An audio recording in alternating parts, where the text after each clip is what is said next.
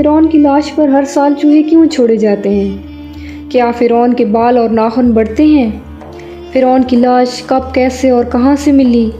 فرعون کا پاسپورٹ کب، کیسے اور کیوں بنایا گیا؟ کیا یہ درست ہے کہ فرعون کی لاش مصر میں ایک میوزیم میں رکھی ہوئی ہے؟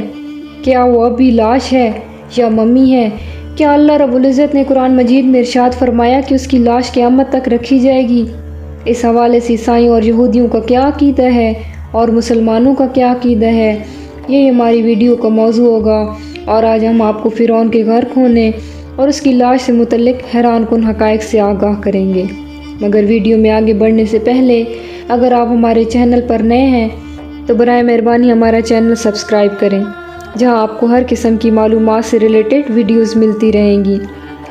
ناظرین، سال 1891 سے پہلے کوئی نہیں جانتا تھا کہ خدائی کا دعویٰ کرنے والے فرعونوں کی لاشوں کا کیا ہوا تھا، یا ان کی باقیات کہاں ہیں بھی یا نہیں۔ تمام آسمانی کتابوں میں اس واقعے کا ذکر تفصیل سے ملتا ہے کہ اللہ کے پیغمبر حضرت موسیٰ علیہ السلام اور بنی اسرائیل قوم کا پیچھا کرتے ہوئے ایک فرعون پانی میں غرق ہو کر اپنی فوج سمیت ہلاک ہو گیا تھا، جبکہ حضرت موسیٰ علیہ السلام اور ان کی قوم کو پانی نے اللہ کے حکم سے گزرنے کا راستہ دے دیا تھا۔ مگر اس کے بعد اس کا کیا ہوا تھا، اس کے بارے میں کسی بھی کتاب میں نہیں لکھا ہوا۔ مگر قرآن مجید میں اس کے انجام کے بارے میں ایک بہت ہی عجیب بات لکھی گئی تھی، جس کی کسی کو سمجھ نہیں تھی۔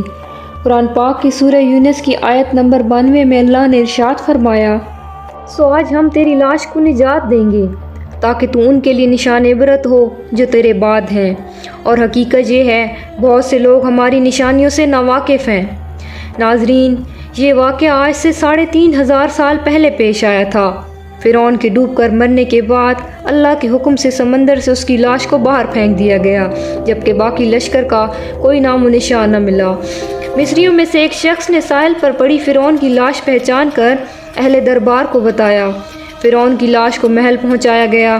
درباریوں نے مثالیں لگا کر اسے پوری شان اور احترام کے ساتھ تابوت میں رکھ کر محفوظ کر لیا۔ حنوط کرنے کے عمل کے دوران ان سے ایک غلطی ہو گئی تھی۔ فرعون چونکہ سمندر میں ڈوب کر مرا تھا اور مرنے کے کچھ عرصے تک پانی میں رہنے کی وجہ سے اس کے جسم پر سمندری نمکیات کی ایک تہ جمی رہ گئی تھی۔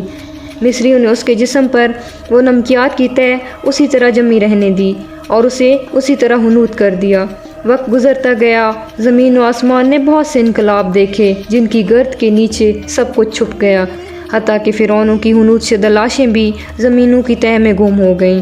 ان کے نام صرف کتابوں، ان کی تعمیرات اور لوگوں کے ذہنوں میں رہ گئے۔ اس واقعے کے تقریباً 2000 سال بعد اللہ کے آخری نبی حضرت محمد صلی اللہ علیہ وآلہ وسلم تشریف لائے۔ ان پر نازل ہونے والی کتاب قرآن مجید فرقان حمید میں فرعونوں کے قصے بڑی تفصیل کے ساتھ بیان کیے گئے تھے، اور اسی سلسلے میں فرعون کا جسم محفوظ کرنے کی بابت آیت بھی نازل ہوئی تھی، جس کی سچائی پر سب اہل ایمان کا پختہ یقین تو تھا، مگر وہ یہ سمجھنے سے قاصر تھے کہ اس خدائی کا دعویٰ کرنے والے کی لاش کہاں محفوظ کی گئی اور کیسے اسے عبرت کا نشان بنایا جائے گا۔ ناظرین، سال 1871 میں مصر کے ایک شہر الغورنیہ سے تعلق رکھنے والے غریب اور معمولی چور احمد عبد الرسول کو فرعونوں کی حنوط شدہ لاشوں کی طرف جانے والے خفیہ راستے تک رسائی مل گئی۔ ناظرین، احمد عبد الرسول نواردات چوری کر کے بیچا کرتا تھا۔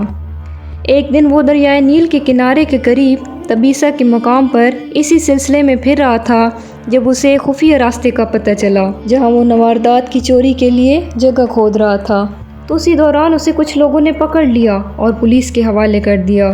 وہ جس جگہ کو کھود رہا تھا وہاں سے ملنے والے راستے کی مسلسل کھدائی کی گئی، تو سال 1891 کو دوسری ممیوں کے ساتھ اس غرق ہونے والے فرعون کی لاش بھی مل گئی۔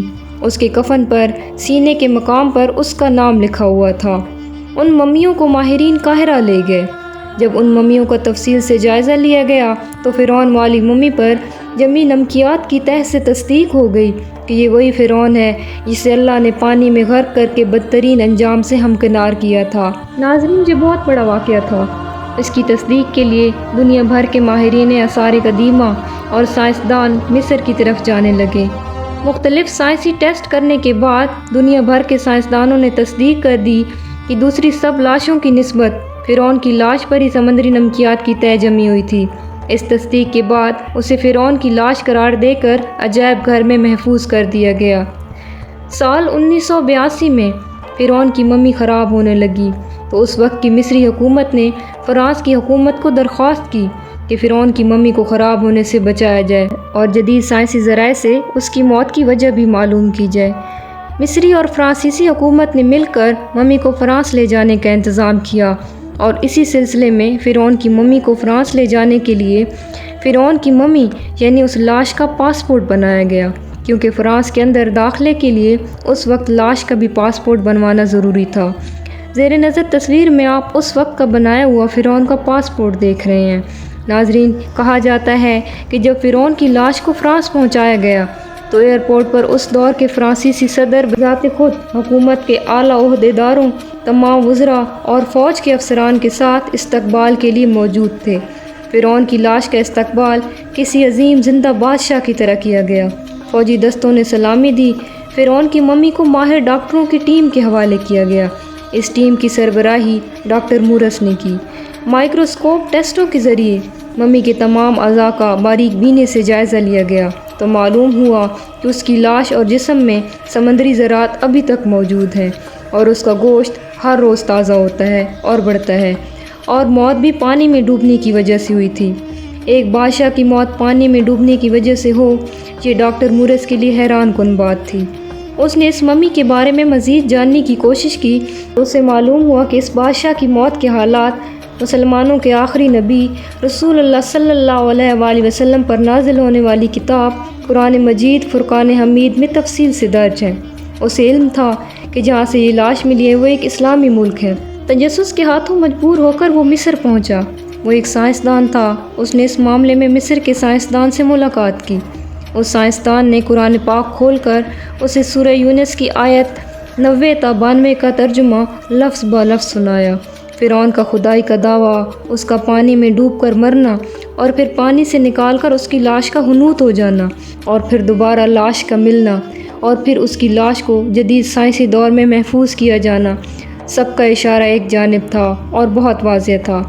ناظرین، جی اللہ رب العزت کی شان، مقام اور مرتبہ ہے کہ اس نے فرعون جس نے خدائی کا دعویٰ کیا اور اس پروردگار عالم کے مقابلے میں آیا، اس کی لاش کو قیامت تک نشان عبرت بنا دیا۔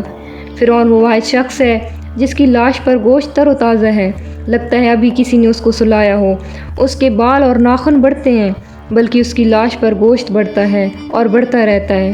ہر سال 15 مارچ کو اسی میوزیم میں چوہے رکھے ہوئے ہیں جو اس کے اوپر چھوڑے جاتے ہیں اور وہ اس کا بڑھا ہوا گوشت کھا جاتے ہیں اور پھر اس کی ڈریسنگ کی جاتی ہے اور اس کو دوبارہ شیشے میں رکھا جاتا ہے۔ ناظرین، فرعون کی لاش کے بال بالکل صحیح، آنکھیں، ہر چیز بالکل صحیح سلامت۔ وہ لگتا نہیں یہ 3500 سال پرانی ممی ہے۔ ممی اور لاش میں فرق ہوتا ہے، ایسے لگتا ہے یہ نئی اور تازہ لاش ہے۔ حضرت موسیٰ علیہ السلام اور ہمارے آخری نبی حضرت محمد صلی اللہ علیہ وآلہ وسلم کے درمیان 2000 سال کا فرق ہے۔ میں تمہارے جسم کو نجات دوں گا اور لوگوں کو کہوں گا کہ دیکھو یہ انجام ہے خدائی کا دعویٰ کرنے کا۔ ایک دفعہ حضرت موسیٰ علیہ السلام نے پوچھا، اے پروردگار عالم، تو فرعون کو اتنی مہلت کیوں دیتا رہا؟ وہ تو کہتا تھا میں خدا ہوں۔ تو اللہ رب العزت نے ارشاد فرمایا، یہ کمبخت اپنی رعایا میں عدل کرتا تھا، اس لیے میں اس کو مہلت دیتا رہا۔ جب اس نے ظلم کیا تو پھر پکڑا۔ ناظرین، فرعون کی لاش کے حوالے سے عیسائیوں اور یہودیوں کا یہ عقیدہ ہے کہ فرعون پانی میں غرق ہو کر ہلاک نہیں ہوا، بلکہ وہ اس وقت بچ گیا تھا اور بعد میں طبی موت مرا۔ اور قرآن مجید کی آیات کے مطابق مسلمانوں کا یہ عقیدہ ہے کہ فرعون کو اللہ رب العزت نے پانی میں غرق کر دیا تھا اور قیامت تک اس کی لاش کو نشان عبرت بنا دیا۔ ناظرین، فرعون کی ممی نہیں بلکہ لاش ہے۔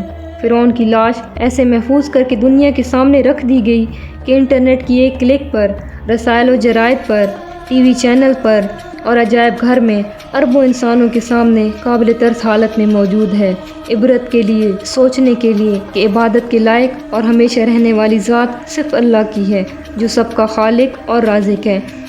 ڈاکٹر مورس نے اس آیت کا ترجمہ سنا تو اسی وقت پکار اٹھا، اللہ سچا ہے، قرآن سچا ہے اور اللہ کا نبی حضرت محمد صلی اللہ علیہ وآلہ وسلم سچا ہے۔